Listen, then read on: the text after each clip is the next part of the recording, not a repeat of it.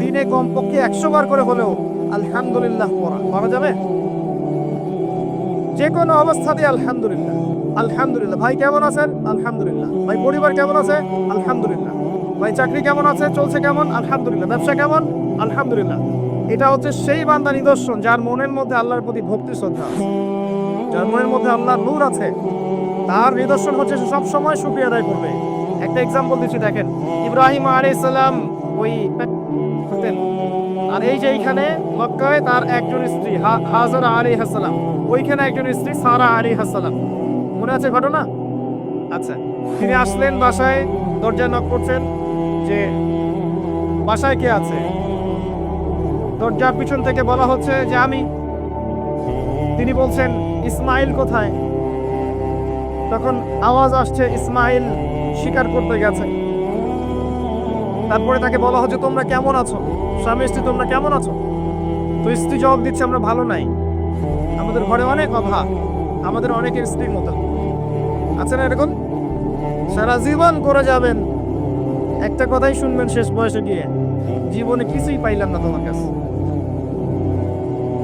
নিজের মাথার ঘাম পায়ে ফেলে করতেই থাকবেন, করতেই থাকবেন, করতেই থাকবেন, করতেই থাকবেন, কিন্তু আপনি শুনতেই থাকবেন, শুনতেই থাকবেন, কিছুই করলাম না, কিছুই পাইলাম না, কিছুই পাইলাম না।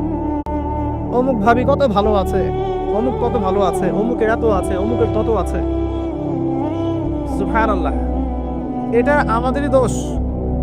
কারণ বিয়ে করার সময় যারা দিনদারিতা না দেখে শ্বশুরের সম্পত্তি দেখবেন, সৌন্দর্যকে বেশি প্রাধান্য দিবেন, নিজের হারাম প্রেমকে বেশি প্রাধান্য দিবেন, নিজের ওই বংশমর্যাদা ইত্যাদি ইত্যাদিকে বেশি প্রাধান্য দিবেন, তখন তো আফসোস করতেই হবে, কিছু করার নেই। এই জন্যই তো নবী সাল্লাল্লাহু আলাইহি ওয়াসাল্লাম বলেছেন যে দিনদার স্ত্রীদেরকে দেখে বিয়ে করো, যার মধ্যে দিনের বুঝ আছে, জ্ঞান আছে, একে দেখে বিয়ে করো। তবে এখানে একটা বিষয় আপনাদের সতর্ক করতে চাই যে প্রত্যেকটা বোরখার পিছনেই সঠিক দিনদারিতা থাকে না। অতএব এটা দেখেও ধোঁকা খাওয়ার কিছু নাই। দিনদারিতা আল্লাহর সাথে বান্দার মনের ব্যাপার। দিনের বেসিক কিছু প্রশ্নের মাধ্যমে আপনি তার উত্তর পেতে পারেন, দিনের বেসিক কিছু বুঝ আচরণ দেখে আপনি তার উত্তর পেতে পারেন, তার তাকওয়া দেখে আপনি উত্তর পেতে পারেন। একজন আমিরুল মুমিনিন খলিফা, তিনি রাত্রেবেলা জনগণের অভাব অনটন দেখেন। একদিন দেখতে দেখতে রাতে ক্লান্ত হয়ে পড়লেন, একটা দেয়ালের আড়ালে তিনি দাঁড়িয়ে বিশ্রাম নিচ্ছেন, বসে পড়েছেন। দেয়ালের পিছন থেকে তিনি আওয়াজ শুনছেন, মা আর মেয়ে কথাবার্তা বলছে। মা বলছে দুধে পানি মিশাও, আর মেয়ে বলছে যে ইত্তাকিল্লাহ, হে মা আল্লাহকে ভয় করো। তার মা বলছে এখানে তো ওমর নাই, ওমরের প্রশাসন নাই, ভয়ের কি আছে, মিশাও পানি মিশাও। তখন এই মেয়ে বলছে ওমর নাই তো কি হয়েছে, ওমর রব আল্লাহ তো জীবিত আছেন, দেখে দেখছিস। ওমর রাদিয়াল্লাহু আনহু পরের দিন ওই বাড়িটা মার্ক করে রাখলেন রাত্রেবেলা। পরের দিন তার ছেলেকে নিয়ে আসছেন এই বাসায়, এসে মেয়ে দেখাচ্ছেন, এই মেয়ে পছন্দ হয় কিনা দেখো। মেয়ে পছন্দ হয়ে গেছে। আমিরুল মুমিনিনের মানে রাষ্ট্রপ্রধানের ছেলের সাথে এই মেয়ের বিয়ে হয়ে গেল। দুধওয়ালি, দুধ ধোয়াচ্ছেন যেই মেয়ে। কি দেখে বিয়ে দিলেন? সৌন্দর্য দেখে? বংশমর্যাদা? শ্বশুরের টাকা? যৌতুক? এই কাজ যদি আমরা করতে না পারি, সংসারে শান্তি আসবে না, তখন কিছু করার থাকবে না ভাই। কারণ এই ফিতনা একবার ঢুকে গেলে জীবনটা ম্যাসাকার। এগুলো ডিল করতেই দিন দিন অনেক চলে যাবে। দিনের ফিকির পরে দেখবেন পরিবার সামলাতেই সময় শেষ, দিন শেষ। মানসিকভাবে যদি আপনি ফ্রেশ না থাকেন, ভালো না থাকেন, সাউন্ড না থাকেন, আপনি দিনের জন্য কিন্তু কিছু করতে পারবেন না। আর পরিবারে যদি নেকার স্ত্রী না থাকে, আপনি মানসিকভাবে ভালো থাকবেন না, ভালো থাকবেন না, এটা প্র্যাকটিক্যাল কথা। তো ওই যে স্ত্রী বলছে আমরা ভালো নাই, ইসমাইল শিকার করতে গেছে, আমরা ভালো নাই, একবেলা খাই একবেলা খেতে পারি না, ভালো নাই। ইব্রাহিম আলাইহিস সালাম বলছেন ঠিক আছে, ইসমাইল বাসায় আসলে ওকে বলো যে তার বাবা এসেছিল, আর তাকে বলো যে ঘরের চৌকাঠটা যেন পরিবর্তন করে। কথা কি বুঝতে পারছেন? ইসমাইল আলাইহিস সালাম আসলেন, একজন বৃদ্ধা লোক এসেছিল বাসায়, তোমার বাবা পরিচয় দিয়েছে। কি বলেছে? বলেছে যে ঘরের দরজা যেন পরিবর্তন করি। তখন তিনি বলছে তুমি কি এমন বলেছিলে যে যার কারণে এই কথাটা বলেছে?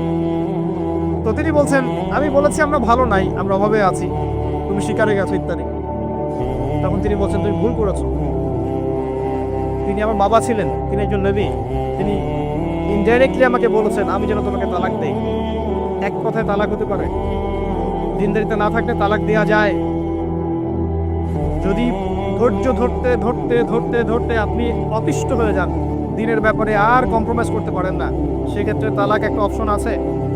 এটা খারাপ নয়, যদিও এটা মন্দের ভালো একটা অপশন, কিন্তু সবর করতে উৎসাহিত করা হয়েছে। সবর করতে করতে করতে করতে যদি ভিতরটা পরিবর্তন না হয়, এরকম আল্লাহর প্রতি অকৃতজ্ঞ মানুষকে নিয়ে আপনি সারা জীবন চলতে পারবেন না। দিনের পথে চলতে গিয়ে যারা প্রতিবন্ধকতা স্বীকার করে, তাদেরকে নিয়ে আপনি আল্লাহর পথে দাওয়াত এবং মুজাহাদার মেহনত করতে পারবেন না। এই জায়গায় গিয়ে অনেক সময় এক্সট্রিম ডিসিশন নিতে হতে পারে। এটা ইসলাম কিন্তু অপশন রেখেছে আপনার জন্য, আমি উৎসাহিত করছি না, অপশন রেখেছে। এরপরে আবার তিনি আসলেন অনেক বছর পর, এসে আবার নক করলেন যে আসসালামু আলাইকুম। ওয়ালাইকুম সালাম। ইসমাইল কোথায়? শিকার করতে গেছে। তোমরা কেমন আছো? আলহামদুলিল্লাহ, আমরা অনেক ভালো আছি। ঠিক আছে, ইসমাইল বাসায় আসলে তাকে বলো ঘরের চৌকাঠটা যেন যত্ন করে আদর করে মহব্বত করে রাখে। কথা বুঝতে পারছেন? এবার ইসমাইল আলাইহিস সালাম আসলেন বাসায়, তার স্ত্রী জিজ্ঞাসা করছে, একজন বৃদ্ধা এসেছিলেন, তোমার বাবা পরিচয় দিয়েছেন, কি বলেছে? বলেছে আমি যেন ঘরের চৌকাঠটা তুমি যেন অটুট রাখো, বহাল রাখো। তুমি কি বলেছো? আমি বলেছি আমরা অনেক ভালো আছি। তখন তিনি বলছেন, আমার বাবা তোমাকে অনেক পছন্দ করেছেন, তোমাকে নিয়ে আমাকে সংসার করতে বলেছে। এই হলো অবস্থা। শুকরিয়া আদায় যারা করতে পারবে না, তাদেরকে নিয়ে চলা মুশকিল। লুকমান হাকিম, যাকে প্রজ্ঞা দেয়া হয়েছে, তাকেও আল্লাহ পাক আদেশ করছেন তুমি আল্লাহর শুকরিয়া আদায় করো। যে ব্যক্তি আল্লাহর শুকরিয়া আদায় করে, কৃতজ্ঞতা প্রকাশ করে, যে কোনো হালতেই বলতে পারে আল্লাহ আলহামদুলিল্লাহ আমি ভালো আছি। এবং আল্লাহ রাসূল সাল্লাল্লাহু আলাইহি ওয়াসাল্লাম বলেছেন, কখনো উঁচু স্তরের লোকদের দিকে তাকাবে না। যার উঁচু বাড়ি আছে, তোমার চেয়ে উঁচু বাড়ি আছে, তোমার চেয়ে বড় গাড়ি আছে, তোমার চেয়ে বেশি টাকা আর্ন করে, ওদের দিকে দেখবে না, ওদের দিকে চোখ দিও না। বরং তোমার চেয়ে নিচে যারা আছে, দরিদ্র যারা, তোমার চেয়ে যারা দরিদ্র, ওদের দিকে তাকাও। তাহলে তুমি আল্লাহর নিয়ামতের শুকরিয়া আদায় করতে পারবে ইনশাআল্লাহ। আমরা যদি হসপিটালে যাই, শুকরিয়া আদায় করতে পারবো না?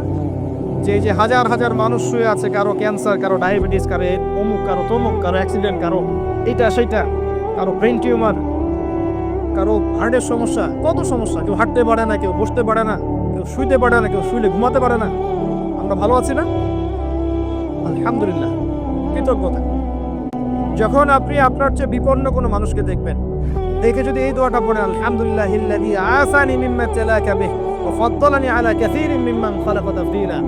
আল্লাহর শুকরিয়া আদায় করছি যে আল্লাহ তোমাকে যে বিষয় দিয়ে পরীক্ষা করেছেন, আমাকে তার থেকে নিরাপদ রেখেছেন, এবং হাজার মানুষের চাইতে আল্লাহ পাক আমাকে উত্তম জায়গায় রেখেছেন, ভালো রেখেছেন।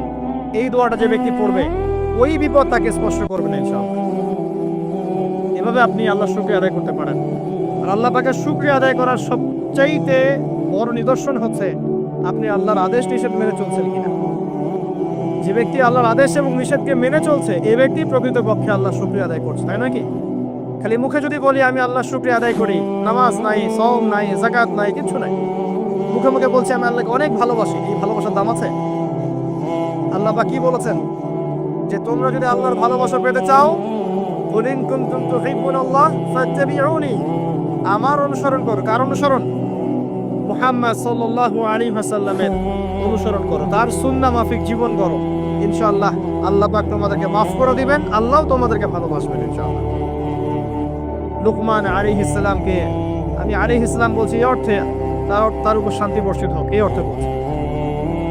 এরপর পরের আয়াতে লুকমান আলাইহিস সালাম, লুকমান হাকিম, তিনি বলছেন ওয়াইজ ক্বালা লুকমান লিবনিহি, তার সাথে তার সন্তানের একটা কনভারসেশন হচ্ছে। এটা ভালো করে শুনেন, তার সাথে তার সন্তানের একটা কনভারসেশন হচ্ছে।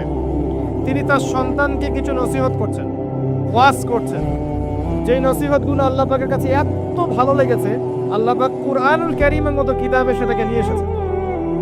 কিয়ামত পর্যন্ত এটা থাকবে ইনশাআল্লাহ। কিয়ামত পর্যন্ত একজন বাবা একজন ছেলের এই কনভারসেশন থাকবে ইনশাআল্লাহ। আমরা তো মনে করি সন্তানকে মানুষ করবে তার মা, এখানে আমরা দেখছি সন্তানকে নসিহত করছেন তার বাবা। আমরা ইউসুফ আলাইহিস সালামের ক্ষেত্রেও সেটাই দেখেছি, যে সন্তানকে নসিহত করছেন তার বাবা। আমরা কোরআন ঘাটলে দেখি যে বাবা সন্তানকে নসিহত করেন, মা নসিহত কম করেন। জি, ইব্রাহিম আলাইহিস সালাম কথা বলছেন তার সন্তানের সাথে, ইউসুফ আলাইহিস সালামের সাথে তার বাবা কথা বলছেন, লুকমান আলাইহিস সালামের সাথে তার সন্তান কথোপকথন হচ্ছে। আর কোরআন দেখাচ্ছে বাপ কা বেটা, বাপ যেমন সন্তান তেমন। বাপ হবে সন্তানের রিয়েল গার্ডিয়ান, মা তাকে মানুষ করবে, ইলম প্রজ্ঞা বাস্তবতা শেখাবে কে? বাবা। আর আমাদের বাবারা এখন মানি মেকিং মেশিন, তারা খালি টাকা আর্ন করার মেশিন। সকাল 10টায় বেরাবে, আবার রাত 10টায় আসবে। সন্তানের সাথে বাবার কোনো মিল মহব্বত নাই, দেখাশোনাই নাই। এটা ঠিক নয়। সন্তানকে মানুষ করতে হবে বাবাকে, তাকে প্যারেন্টিং শেখাতে হবে। আমাদের বাবাদেরকে প্যারেন্টিং শেখাতে হবে, মাদেরকেও শেখাতে হবে। আসেন আমরা এখান থেকে দেখব কিভাবে তিনি তার সন্তানকে নসিহত করছেন।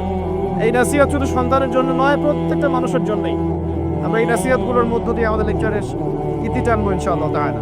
আসুন, ওয়াইজ ক্বাল লুকমান লিবনিহি, যখন লুকমান হাকিম তার সন্তানকে বলেছিলেন, কি বলেছেন? ইয়া বুনাই, আদর করে বলছেন, হে আমার সন্তান, বাবা শোনো, লা তুশরিক বিল্লাহ। প্রথম নসিহত কি? আল্লাহর সাথে শিরিক করো না। লা তুশরিক বিল্লাহ, আল্লাহর সাথে শিরিক করো না। আমরা আমাদের সন্তানকে প্রথম কি শিখাই? Humpty Dumpty sat on a wall. আমরা শিখাই Jack and Jill went up the hill. আমরা শিখেছি জ্যাক একটা ছেলের নাম, জিল একটা মেয়ের নাম, ওয়েন্ট আপ দ্য হিল আপনাদের পাহাড়ে চলে গেল, বান্দরবনের পাহাড়ের কোনায় চলে গেল একটা ছেলে একটা মেয়ে। তারপর কোনায় গিয়ে কি করলো সেটা আপনারাই বোঝেন। আমরা ছোটবেলা থেকে বাচ্চাকে শিখাই Jack and Jill went up the hill. কি বুঝলেন? প্রত্যেকটা ক্ষেত্রে সমস্যা। আপনি শরিয়াতে কি শিখাচ্ছেন? আমটি আপনি খাবেন পেরে? কার গাছের আম আপনি পেরে খাবেন? যাত্রার গাছের আম আপনি পেরে খাইতে পারবেন? শুরুতে অজগর আসছে তেরে, সন্তানকে ভয় দেখে, অজগর তেরে আসছে। ওই বাচ্চা অজগরের কি বুঝে? শরিয়াতে অজগর আসছে তেরে, ভয়, আগে ভয় শেখানো হচ্ছে। শরিয়াতে অজগর আসছে তেরে, ভয়, আপনি ভয় পাচ্ছেন, বাচ্চা ভয় পাচ্ছে, রাত্রে ঘুমের স্বপ্ন দেখবে অজগর তেরে আসছে। হ্যাঁ, আপনি বাচ্চার সাথে যে কথোপকথনগুলো করবেন রাত্রে সেগুলো সে স্বপ্ন দেখতে পারে। শরিয়াতে আপনি শেখাচ্ছেন আমটি খাবো পরে, কার গাছের আম পেরে খাবেন? গাছকে আপনার? যাত্রার গাছের আম পেরে খাবে, সে চুরি করা শিখলো সে। এই তো হচ্ছে এখানে শাব্দিকভাবে পরিবর্তন না আনতে পারলে, নৈতিকতা না ঢোকাতে পারলে সমস্যা তো। আর কালচার এভাবেই চলছে কেন? কেউ এখানে মাথা কামায় না কেন? সুবহানাল্লাহ, বই পুস্তক এখন টোটালি চেঞ্জ হয়ে, দিন দিন চেঞ্জ হচ্ছে। দেখবেন আগে আমরা অনেকগুলো নজরুলের কবিতা পড়তাম, কবিতা নাই, আস্তে আস্তে আস্তে আস্তে ভ্যানিশ। একটা ভিতর থেকে একটা আদর্শ আপনাকে ইনজেক্ট করা হচ্ছে। কোন আদর্শ সেটা আপনি খুঁজে বের করেন, এবং যে আদর্শটা রাখা উচিত সেটাকে আস্তে আস্তে মাইনাস করা হচ্ছে। কোনটা সেটা আপনি ভাবেন। সন্তানকে বাবা শেখাচ্ছে ইয়া বুনাই লা তুশরিক বিল্লাহ। কোন পরিবারে এই লুকমান আলাইহিস সালামের মতো পিতা সন্তানকে শেখায় ছোটবেলায়, বাবা আল্লাহর সাথে শিরিক করো না? এটা একটা জায়গায় সম্ভব যারা ইসলামিক লাইনে পড়াশোনা করছেন, মাদ্রাসায় পড়াশোনা করছেন। আর এখানে আমরা এমনভাবে তাকাই এদের দিকে যে এরা সমাজের সবচেয়ে নোংরা কিট নাকি। তো দেখেন, আমরা আরো শিখাই বাবা তোমাকে বড় হতে হবে, নিজের পায়ে দাঁড়াতে হবে, বৃদ্ধ বয়সে বাবাকে দেখতে হবে, মাকে দেখতে হবে, প্রতিষ্ঠিত হতে হবে। আগে আমরা বাচ্চাদেরকে এগুলো শিখাই। আর লুকমান হাকিম তার সন্তানকে শেখাচ্ছেন প্যারেন্টিং। দেখেন ইসলামিক প্যারেন্টিং, যে প্যারেন্টিংটা আল্লাহ পাক কবুল করেছেন, কোরআনে নাজিল করেছেন, কিয়ামত পর্যন্ত থাকবে ইনশাআল্লাহ। বাবা আল্লাহর সাথে শিরিক করো না। আগে সন্তানকে শেখান শিরিক কি জিনিস, তাওহীদ কি জিনিস। তখন বাবা সন্তান প্রশ্ন করবে বাবা শিরিক কি, তখন আপনি আস্তে আস্তে ওর বুঝ অনুযায়ী ওকে বলবেন। ওর বয়স যদি 5 বছর হয় একটা কথা বলবেন, 10 বছর হলে আরো বেশি বোঝাবেন, 15 হলে আরো বেশি বোঝাবেন। যখন ম্যাচুরিটি যেমন তেমনি বোঝাবেন। যদি ম্যাচুরিটি হয়ে যায় আপনি বোঝাবেন যে বাবা শোনো, শিরিক মোটামুটি 3 রকম হয়ে থাকে। মানুষ কথায় শিরিক করে, কাজে শিরিক করে, এবং মানুষ বিশ্বাসে শিরিক করে। যেমন কেউ যদি মনে করে বাবা যে আল্লাহ বলতে কেউ নাই, তাহলে শিরক হবে। কেউ যদি মনে করে সৃষ্টিকর্তা আল্লাহ না অন্য কেউ, তাহলে শিরক হবে। কেউ যদি মনে করে আল্লাহ পাশাপাশি আরো সৃষ্টিকর্তা আছে, তাহলে শিরক হবে। সন্তান বুঝবে না, একটা স্কুলের বাচ্চা বুঝবে না, ক্লাস 9, 10 এর বাচ্চা বুঝবে না, কলেজের বাচ্চা বুঝবে না, একদম ছোট বাচ্চা কিছুই বোঝে না, ওকে বোঝানো যায় না আল্লাহ তোমাকে সৃষ্টি করেছেন, আল্লাহ ছাড়া কেউ নাই সৃষ্টিকর্তা। আল্লাহ তোমাকে সৃষ্টি করেছেন হয়তো বুঝবে না, আল্লাহ তোমাকে বানিয়েছেন ও বুঝবে না। আল্লাহ তোমাকে বানিয়েছেন, এই দেখো বাবা বাড়িটা আমরা বানিয়েছি, তোমার বাড়ি আমাদের বাড়ি আমরা বানিয়েছি, বুঝবে না? আল্লাহ তোমাকে বানিয়েছেন, তুমি মায়ের পেটে ছিলে, সেখান থেকে আল্লাহ তোমাকে দুনিয়ায় নিয়ে এসেছেন, বুঝবে না? বাচ্চাদের একটা ফিলোসফি থাকে, বাচ্চারা অনেক কিছু বোঝে, জানেন? বাচ্চারা অনেক কিছু বোঝে। একটা বাচ্চাকে আপনি বলেন প্যান্টটা খোলো তো, ও খুলবে না জীবনেও। একটা বাচ্চাকে বলেন এই তোমার প্যান্টটা খোলো, দেখি তুমি মুসলমানি করেছো কিনা। আমরা মজা করি না ছোটবেলায়, বাচ্চারা খুলতে চায় না, কারণ এই যে লজ্জাশীলতা আল্লাহ পাক দিয়ে তাকে পৃথিবীতে পাঠিয়েছেন। বাচ্চাদের ফিলোসফি আছে, এটা নিয়ে যারা বাচ্চাদেরকে নিয়ে পড়াশোনা করে, আপনার কোর্স করায়, ট্রেনিং দেয়, তাদেরকে জিজ্ঞাসা করেন। বাচ্চাদের সাথে শুদ্ধ ভাষায় কথা বলতে বলা হয়, বাচ্চাদের সাথে শুদ্ধ ভাষায় কথা বলতে বলা হয়, যাতে ওরা শুদ্ধ ভাষা শেখে। বাচ্চাদের সাথে বাচ্চাদের মতো আচরণ করতে নিষেধ করা হয় এখন, তাদের সাথে ম্যাচিউর আচরণ করতে উৎসাহিত করা হয়, তারা শিখবে বাস্তবতা কি জিনিস। বাচ্চাদেরকে বেশি বেশি খেলাধুলা করতে উৎসাহিত করা হয়, খেলার মধ্য দিয়ে নেতৃত্বদের গুণাবলী অর্জন হয়। ওদেরকে মাঠে খেলতে দিতে হয়, বৃষ্টি কাদায় মাখামাখি করতে দিতে হয়, ওরা বুঝবে। গায়ের সাথে যখন মাটি লাগবে, প্রকৃতির সাথে মিশবে, ওরা হৃদয়টা বড় হবে। দেখবেন মুহাম্মদ সাল্লাল্লাহু আলাইহি সাল্লামকে যখন তিনি জন্ম নিয়েছেন, প্রথম 4-5 বছর তাকে ওই আরবের বেদুইনদের কাছে রাখা হয়েছে। ওখানে তিনি ভাষা শিখেছেন, মরুভূমিতে দৌড়িয়েছেন, খেলেছেন, ফিজিক্যালি স্ট্রং হয়েছেন, ভাষা শিখেছেন, শুদ্ধ কথা শিখেছেন। এরপরে হৃষ্টপৃষ্ট হয়ে তারপর মায়ের কাছে ফেরত দেওয়া হয়েছে। এখনকার জেনারেশনের বাচ্চাগুলোকে দেখেন কিভাবে বড় হয়ে ওঠে। আসেন, অনেক লম্বা হয়ে যাবে, আর পয়েন্টে চলে আসেন। বাচ্চাকে বোঝানো যায় না যে এর বয়স হিসাবে আপনি বোঝাবেন যে কেউ যদি মনে করে যে বাবা আল্লাহর পাশাপাশি অন্য কোনো সৃষ্টিকর্তা আছে যে তোমাকে বানিয়েছে, তাহলে শিরক হয়ে যাবে। আর শিরকটা হচ্ছে এমন একটা পাপ, শিরকটা কি আব্বু জিজ্ঞাসা করবে, বাবা শিরক এমন একটা পাপের নাম যেই পাপটা আল্লাহ পছন্দ করেন না। এটা একটা খারাপ জিনিস, পাপ হয়তো বুঝবে না।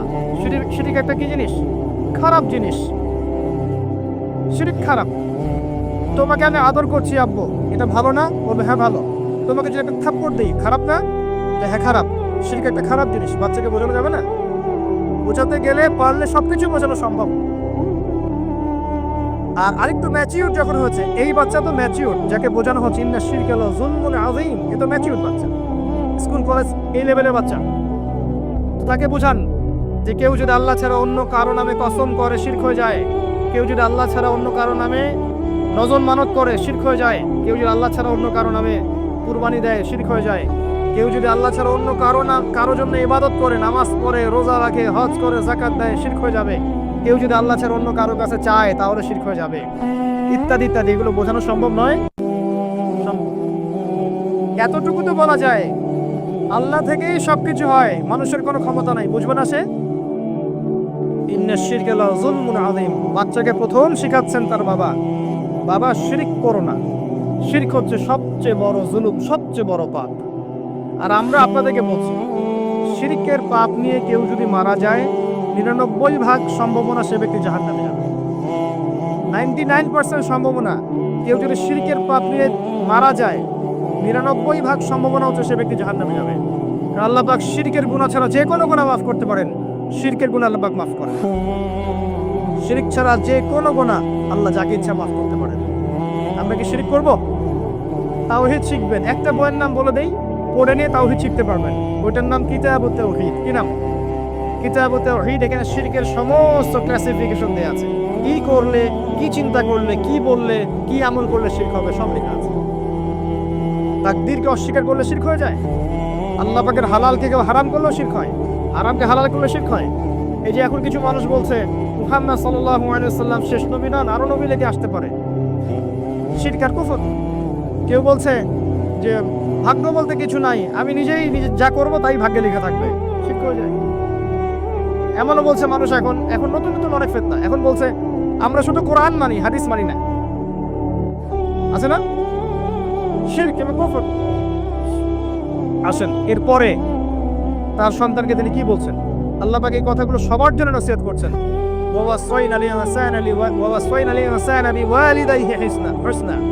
এরপর আল্লাহ পাক বলছেন মানুষকে আদেশ করা হচ্ছে যেন মানুষ তার পিতা মাতার সাথে সুন্দর আচরণ করে।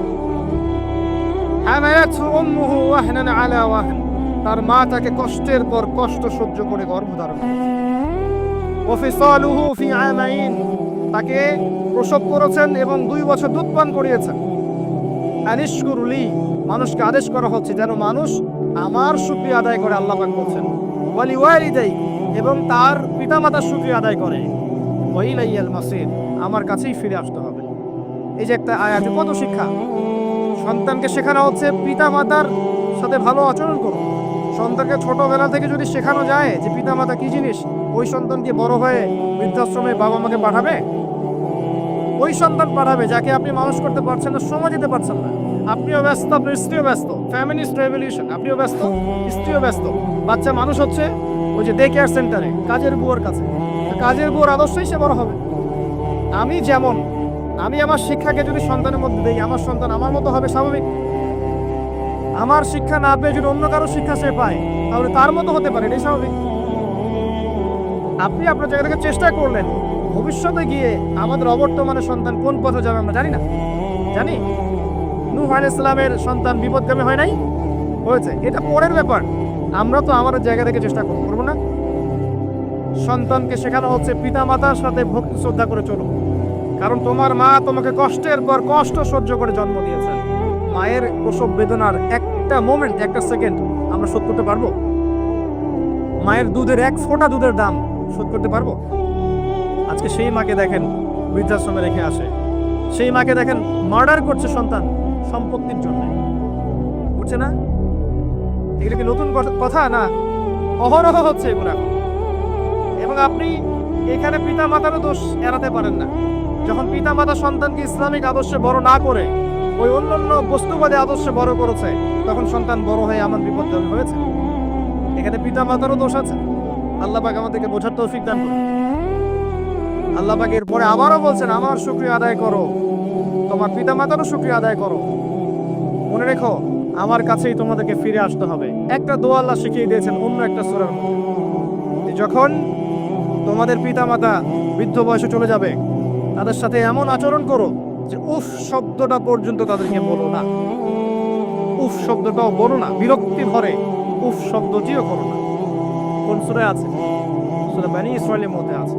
وقضى ربك ألا تعبدوا إلا إياه وبالوالديه إحسانا وإما يبلغن عندك الكبر أحدهما أو كلاهما فلا تقل لهما أف ولا تنهرهما وقل لهما قولا كريما واحفظ لهما جناح الذل من الرحمة।